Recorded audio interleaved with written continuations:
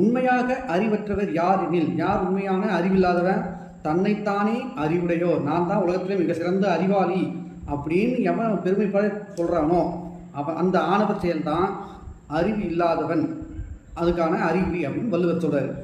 அறிவில்லாதவர் தான் பெறாத, அதாவது தான் கற்காத அனுபவங்களை, நம்ம படிக்காத, நம்ம நமக்கு தெரியாத ஒரு விஷயத்த தெரிஞ்ச போல சொல்லி அதில் எனக்கு பெரிய ஞானம் இருக்குது அப்படின்னு சொல்லாம பாருங்க, அது அறிவில்லாத. நமக்கு பார்க்கும்போது ஐடென்டிஃபை பண்ணிக்கலாம். ஆனால் அதுவே அவனுக்கு தெரிஞ்ச விஷயத்த சொன்னால் கூட மக்கள் அவனை ஏற்றுக்கொள்ள மாட்டார்கள். அதனால் எது தெரியுமோ அதை தெரியும்னு சொல்லலாம், எது தெரியலையோ அது தெரியலன்னு சொல்கிறதுக்கு நம்ம வெட்கப்படக்கூடாது.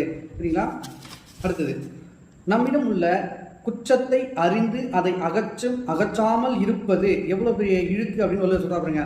நம்மகிட்ட ஏதோ ஒரு குறை, யாரும் குறையில்லாத மனிதர்கள் உலகத்தில் கிடையாது. ஏதோ ஒரு குறை, குற்றம் ஏதோ ஒன்று இருக்கும். ஆனால் அதை கண்டுபிடிச்சி அது நம்மகிட்ட இருந்து வெளியேற்றணும், அகற்றணும் அப்படின்ற ஞானம் தான் அறிவுள்ளவனுக்கு